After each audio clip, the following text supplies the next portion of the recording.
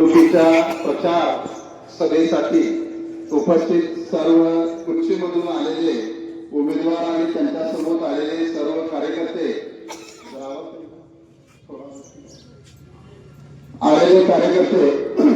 आरेवाडीतील उमेदवार आणि उमेदवारांसोबत आपल्या गावातले सर्व कार्यकर्ते आणि मतदार बंधू आणि भगिनींनो, जिल्हा परिषदेची निवडणूक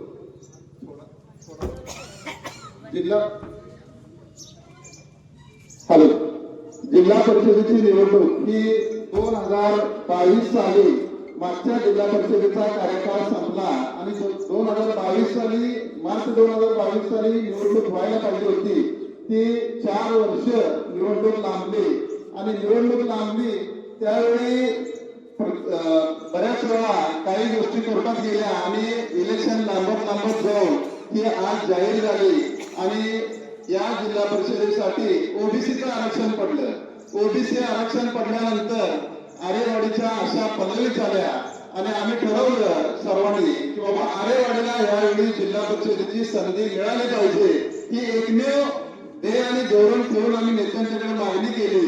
त्यासाठी प्रत्येक आता काय होतं, युतीचा विषय होता. युती कुणाची होणार काय होणार हे शेवटपर्यंत ठरलेलं नव्हतं. त्यामुळे प्रत्येकाने अर्ज भरून ठेवले होते. आमचे डॉक्टर दिलीप टोंबरे, उत्तम कोळेकर, इंद्रजित कोळेकर आणि मी स्वतः आम्ही अर्ज भरून ठेवले होते. का तर ही जागा कुणाला वाटून जाईल ही सांगता येत नव्हतं आणि विरोधकांना सुद्धा आम्ही विनंती केली की सगळ्यांनी की बाबा तुम्ही सुद्धा अर्ज भरून ठेवा, कारण कधी काय होईल सांगता येत नसतं युतीच्या राजकारणामध्ये. त्यामुळे आरेवाडीला जिल्हा परिषदेची संधी मिळावी या एकमेव हेतूनं आम्ही सर्वांनी अर्ज भरून ठेवले आणि नेत्यांना भाग पडलं की आरेवाडीला संधी द्यावीच लागली. कारण देशाला स्वातंत्र्य मिळून जवळजवळ 79 वर्ष झाली. या 79 वर्षामध्ये पंचायत समितीला 2 वेळा संधी मिळाली. पहिली संधी मिळाली माजी सरपंच आपले श्रीपती पाटील बापू यांना संधी मिळाली. त्यावेळी दक्षिण सातारा जिल्हा होता आणि त्यामुळे मिरज तालुका होता. त्या पंचायत समितीच्या वेळेला आदरणीय बापूंना कैलास जोशी बापूंना आपल्या संधी मिळाली. त्यानंतर 2007 ला दुसरी संधी मिळाली आणि 2012 ला संधी मिळाली. त्यानंतर जिल्हा परिषदेला आज तागायत कधीही आरेवाडीचा विचार झालेला नाही. कारण ग्रामपंचायतीनंतर पंचायत समितीनंतर जिल्हा परिषद, नंतर विधानसभा आणि लोकसभा असे टप्पे राजकारणातले. त्यातला पंचायत समितीच्या वरचा टप्पा आरेवाडीला कधी मिळालेला नव्हता. तो या वेळेला आपल्या आरेवाडीचा विचार झाला आणि एक तिकीट त्यांनी जाहीर केलं. ही जागा आदरणीय घोरपडे सरकारांना मिळाली आणि घोरपडे सरकारने एक उमेदवार फिक्स केला, इंद्रजित कोळेकर. आणि आम्हा सर्वांना त्यांनी सांगितलं सर्वांनी एक दुसरीने काम केलं पाहिजे. म्हणून दिलीप टोंबरे असेल, उत्तम असेल, स्वतः मी आम्ही सर्वांनी मागे घेतली आणि आरेवाडीचा जिल्हा परिषद सदस्य व्हावा या एकमेव हेतून आपण या सगळ्या गोष्टी पुढवून करतोय. इंद्रजित कोळेकर ही पहिली व्यक्ती असेल की आपल्या गावातून जिल्हा परिषद सदस्य होऊन निवडून जाणार आहे. त्यासाठी गावानं पहिल्यांदा संधी मिळाल्या म्हटल्यानंतर सर्वांनी एकजुटीने एका ठिकाणी येऊन आपल्या गावातले हेवे दावे सोडून सर्व काम केलं पाहिजे. त्याचं कारण असं आहे की काय ग्रामपंचायत सोसायटी नाही. पूर्वी कसं असं ग्रामपंचायत सोसायटीला आपण जरी समोरासमोर लढलो असलो तरी सुद्धा ही निवडणूक जिल्हा परिषदेची आहे. मी सर्वांना विनंती करतोय, अगदी विरोधक असेल त्यांनी थोडस या निवडणुकीला सहानुभूतीपूर्वक विचार करावा आणि इंद्रजित कोळेकर या एका युवकाला संधी द्यावी. कारण जिल्हा परिषदेची परत ओबीसीचं आरक्षण पडून आपल्याला उमेदवारी मिळेल, आपल्याला संधी मिळेल याची गॅरंटी देता येत नाही. ही वस्तुस्थिती आहे. खऱ्या परिस्थितीवर बोलावं लागेल. कारण इथून पुढे ते स्वातंत्र्य होऊन 79 वर्ष झाली. 79 वर्षामध्ये आपल्या आरेवाडीचा विचार कधी झाले नाही. कारण ओबीसी आरक्षण असलं तरच आपल्याला संधी मिळेल ही सिस्टीम असल्यामुळे आपण सर्वांनी विचार करून काम केलं पाहिजे. आणि इंद्रजित कोळेकर आणि आपल्या पंचायत समिती गणामध्ये श्यामजी काका पाटील यांच्या सुविद्य पत्नी सुलभादेवी पाटील यांना सुद्धा आदरणीय सरकारांनी संधी दिली. पंचायत समितीमध्ये सगळ्यात मोठं गाव म्हणजे आपलं कुच्ची आहे. कुठची ज्या ठिकाणी फिरल तसं त्या निकालामध्ये फरक पडतो हे आतापर्यंत रेकॉर्ड आहे. आणि कुच्चीमध्येच उमेदवारी दिल्या त्यामुळं कुच्ची हे वनवे चालणारं गाव आहे आणि आरेवाडीमध्ये सुद्धा आपण एकमुखानं आतापर्यंत आरेवाडीचा इतिहास असा आहे बऱ्याच वेळा बिनविरोध निवडणुका झाल्या. मला वाटते थोड्याफारच निवडणुका झाल्यात नाही तर ते स्वातंत्र्य झाल्यापासून आमच्या गावची एक परंपरा आहे की आमच्या गावामध्ये बिनविरोध ग्रामपंचायत सोसायटी होते. सोसायटी मला वाटतं मी पहिल्यांदाच निवडणूक बघितल्या. कधी सुद्धा आमच्या सोसायटीची सुद्धा निवडणूक झाली नव्हती. बिनविरोध निवडणुका होत आहे. मग आता एक उमेदवार जर आरेवाडीमधून दिला असेल तर आपल्याला विचार करायची वेळ आलेली आहे. सगळ्यांना गावातील अगदी विरोधक असतील सत्ताधारी त्या विषय बाजूला ठेवा. राजकारण गावाचं राजकारण बाजूला ठेवून आपण सर्वांनी प्रयत्न करून इंद्रजित कोळेकर आणि सुलभादेवी शामराव कोळेकर या दोघांनाही यांचं चिन्ह आहे घड्याळ. या घड्याळाच्या चिन्हासमोरील बटन दाबून भरघोस अशा मताने आपण विजय करणं गरजेचं आहे. कारण आता सत्ता देशामध्ये महाराष्ट्रामध्ये महायुतीची आहे. गेल्या वेळी लोकसभेला भाजप प्रणित सत्ता केंद्रात आली आणि आपले उमेदवार आदरणीय संजय काका यांचा पराभव झाला. लोकसभेमधून येणारा निधीचा ओघ थांबवला. लोकसभेमधून येणाऱ्या निधीचे पैसे थांबले आणि त्यानंतर विधानसभा लागली. विधानसभेला तीच परिस्थिती झाली. आता सरकार महायुतीचं आहे आणि आमदारकीला महायुतीच्या उमेदवाराचा पराभव झाला. त्यामुळे परत आपण सत्तेतून लांब झालो आणि आता परिस्थिती बदललेली आहे. आता केंद्रात राज्यात सरकार महायुतीचं आणि आता जर आपण महायुतीच्या बाजूने कौल दिला तर जिल्हा परिषदेची निवडणूक ही महायुतीची सत्ता येणार हे निश्चित झालेलं आहे. मग आता महायुतीच्या उमेदवारांना आपण निवडून दिलं तर आपण सत्तेत जाऊ. निधी येणारा शेवटचा मार्ग आहे आपला.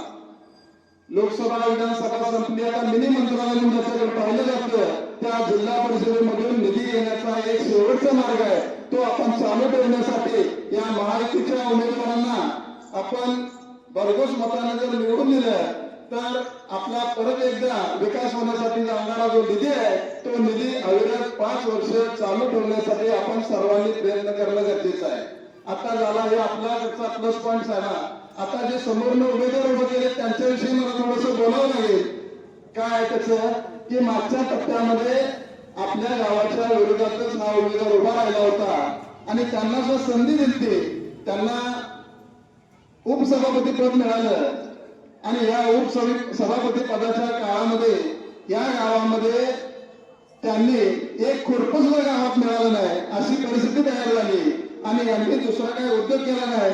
त्या पंचायत समितीमध्ये लुटणे आणि लुटलेल्या पैशावर काही निवडणूक लढवत आहे हे लक्षात घ्या. त्यावेळी सरकारने त्यांना संधी दिली ती संधीमध्ये ते यशस्वी झाले आणि त्यांना उपसभापती पद मिळालं. या उपसभापती काळात त्यांनी पंचायत समितीमध्ये फक्त भिंतीच ठेवल्या. पैसे सगळे नांगराला घेऊन गेले अशी परिस्थिती आहे. त्यानंतर स्वर्गीय आबांच्याकडे ते प्रकरण झाकण्यासाठी स्वर्गीय आबांच्या बाजूने ते गेले आणि आबांनी त्यांना थोडं अभय दिलं आणि त्यानंतर जी लागली मार्केट कमिटी त्यामध्ये पराभव झाल्याबरोबर आबांच्या बाजूनेही निघून गेले आणि ते गेले काकांच्या खांद्यावर बसले. काकांनी तुम्हाला सांगायचं स्वीकृत सदस्य पद्धत म्हणून एक सिस्टीम आहे या लोकशाहीमध्ये. स्वीकृत तज्ञ संचालक थोडक्यात या तज्ञ संचालक कधी या उमेदवाराची नेमणूक केली आणि या तज्ञ संचालकानं सभापती पदासाठी प्रयत्न केला आणि काकाने त्यांना सभापती पदाची संधी दिली. त्या संधीमध्ये त्यांनी या मार्केट कमिटीमध्ये कामगारांचा पगार वाटायला सुद्धा पैसे ठेवले नाहीत. एवढी लूट केली अशी परिस्थिती आहे.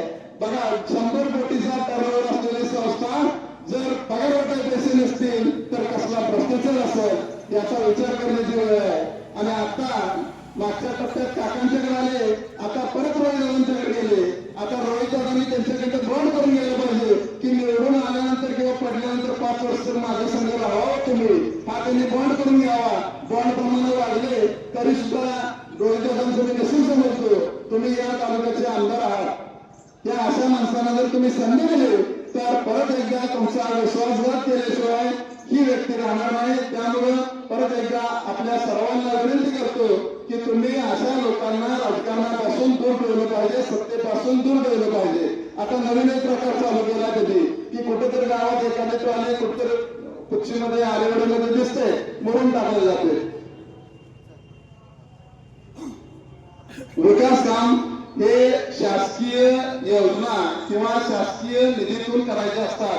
ही पहिल्यापासून रूट आहे. कोणीही उमेदवार असेल, निवडून आलेला आमदार खासदार असेल, स्वतःच्या प्रपंचातनं कोणी 1 रुपया खर्चून त्या विकास कामावर पैसे घालत नसतात. हा शासकीय निधी मिळवावा लागतो. मग हे पैसे आले कुठून? काम केलेलंच दुःख नाही. आपल्याला काम केलेली चांगलीच गोष्ट आहे, म्हणून टाकलेलं वाईट केलं नाही. पण हे पैसे आले कुठून? तर हे पैसे आले ते मागच्या टप्प्यामध्ये ज्या ज्या वेळी पदावर गेले त्या पदाचा गैरवापर करून यांनी भ्रष्टाचार केला आणि या भ्रष्टाचाराच्या पैशातून हा सगळा प्रकार चालू आहे. बंधूंनो, ही आता 7 तारखेपर्यंत स्कीम चालू आहे. खावा प्या काय करा.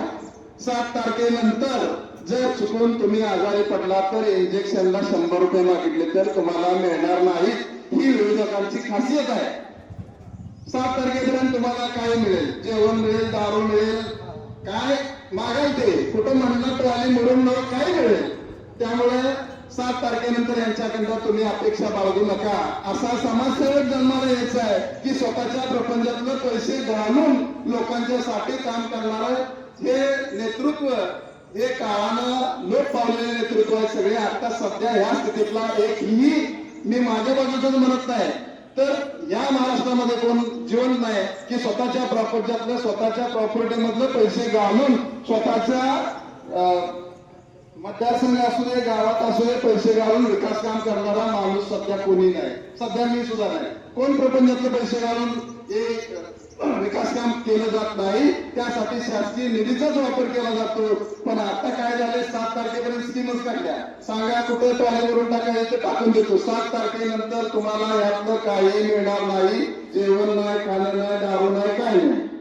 आणि कुठं म्हणून नाही, एक तुकडा सुद्धा मिळणार नाही. यांचा उद्योग आहे. त्यानंतर त्या कुठल्याही रस्त्याचं यांनी डबल लिंक काढलेलं आपल्याकडे बऱ्याच रेकॉर्ड आहे. तुम्हाला खरं सांगतो, मागच्या वेळेसला निवडणुकीला अर्ज भरला, आम्ही नांगोळ्यातल्या काही माणसाने आक्षेप घेतला. ही वस्तुस्थिती खरी आहे. हस्तक्षेपा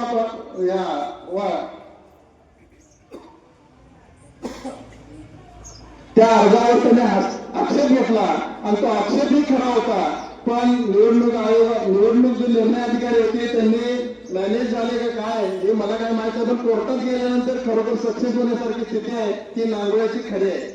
आणि त्यामुळं त्या हस्तक्षेपामधून बाहेर पडला, निवडणूक निर्णय अधिकाऱ्यांच्यातून बाहेर पडला. पण तुमच्या तावडीतनं अजून बाहेर नाही. 7 तारखेपर्यंत जोपर्यंत मतदान होत नाही तोपर्यंत या तुमच्या तर तावडीतनं बाजूला झाले नाही. त्यामुळं तुम्ही सूज्ञपणानं विचार करावा. अशा लोकांना निवडणुकीपासून, सत्तेपासून दूर ठेवा. कोणत्याही परिस्थितीत ही व्यक्ती जर या सत्तेवर पोहोचली तर पुढची 5 वर्ष जिल्हा परिषदेमध्ये नुसती तुम्हाला इमारत दिसेल, पैसे अजिबात दिसणार नाहीत आणि विकासही तुम्हाला विकास नाव ठेवूनच बघायला लागेल. ह्याच्यापेक्षा काय नाही. त्यामुळं इथून पुढच्या काळामध्ये आपण या 2 उमेदवारांना पंचायत समितीमध्ये सुद्धा सुलभादेवी, शामराव पाटील. आता श्यामजी तात्यांच्या विषयी बोलायचं झालं तर श्यामजी तात्या हे असे सरळ मार्ग व्यक्ती आहेत की त्यांच्याविषयी तुम्ही कुठं जरी चौकशी केली, ते एक संस्था चालवतात, लहानशी संस्था आहे. तुम्हाला कुठेही त्यांचा काहीही कुठेही कानावर येणार आहे अशी व्यक्ती आहे. सरळ मार्गे चालणारी व्यक्ती. अशा व्यक्तीच्या पाठीमागे आपण आपली ताकद उभा करूया आणि येणाऱ्या निवडणुकीमध्ये पंचायत समितीसाठी सुलभादेवी शामराव पाटील आणि जिल्हा परिषदेसाठी इंद्रजित कासनी कोळेकर या 2 व्यक्तींना आपण भरघोस मताने निवडून द्यायचं आहे. यांचं चिन्ह आहे घड्याळ.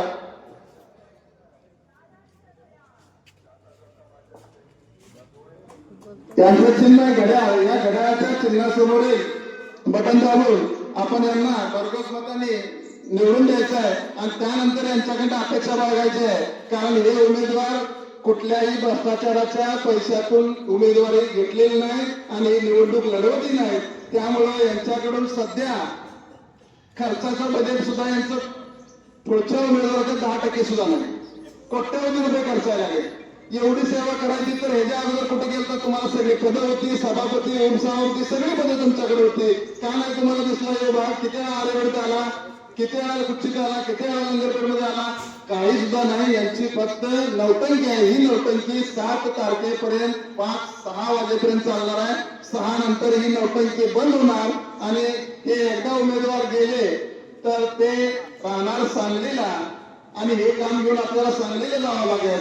आणि हे उमेदवाराच्या आपल्या गावातले आहेत. आपल्या गावांना जर तळहाताच्या थोडासारखं यांना सांभाळावं लागेल आणि गावच्या विकासासाठी लागणारा निधी आहे ते बाकीच्या यंत्रणा सगळे बंद आहेत. आता लोकसभेमधून येणारे पैसे बंद आहेत, विधानसभेतून येणारा बंद आहेत.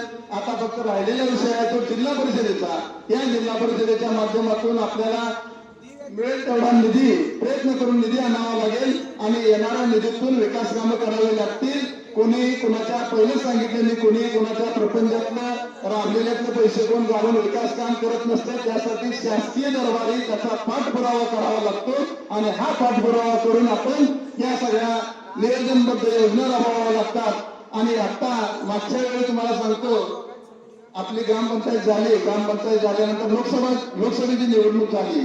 हा 1 वर्षाचा टप्पा आपल्याला मिळाला. या 1 वर्षाच्या टप्प्यामध्ये आपण 4.5-5 कोटी रुपयेचा निधी हा झाला. आता तुम्ही म्हणणार या 4.5-5 कोटी रुपयामध्ये केलं काय?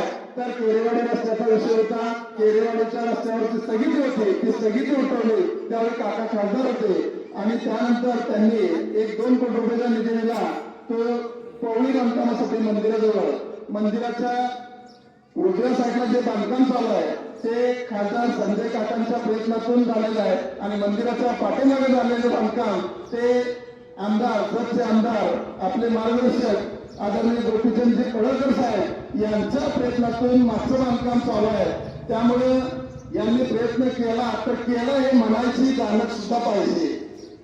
केरेवाडीचा रस्ता असो, आता काय झाले प्रत्येक वेळा नारळ कोणी फोड आहे. आता ह्याच्यावर वाच्यता करण्यावर आपण मोठे पुढारी नाही, त्यासाठी मोठे पुढारी आहेत. कोणी त्याचं श्रेय घ्यायचं न घ्यायचं हा आपला काही विषय नाही. आपला विषय आहे फक्त जिल्हा परिषद पंचायत समितीसाठी या निवडणुकीमध्ये आपण चांगल्या मताधिक्यानं या 2 उमेदवारांना मतदान द्या आणि नंतर त्यांच्याकडे अपेक्षा बाळगायला आपल्याला काय हरकत नाही.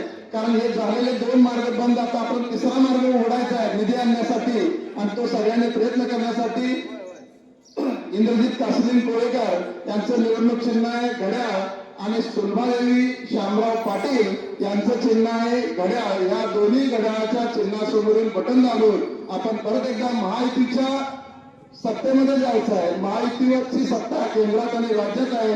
जिल्हा परिषदेमध्ये सुद्धा यांची सत्ता येणार आहे हे निश्चित आहे. तुम्हाला आजही सांगतो जिल्हा परिषदेमध्ये महायुतीची सत्ता येणार आहे. जर याच्या विरोधात आपण गेला तर हाही दरवाजा शेवटचा बंद होईल. नको त्या माणसांच्या हातामध्ये सत्ता जाईल आणि या भ्रष्टाचारी माणसांच्या आपण सुटका करायची असेल तर आपण परत एकदा घड्याळ चिन्हासमोरील बटन दाबून यांना भरघोस मताने विजय करा एवढीच मी विनंती आपण आरेवाडीच्या सर्व मतदार बंधू भगिनींना करतो आणि थांबतो. जय हिंद, जय भारत.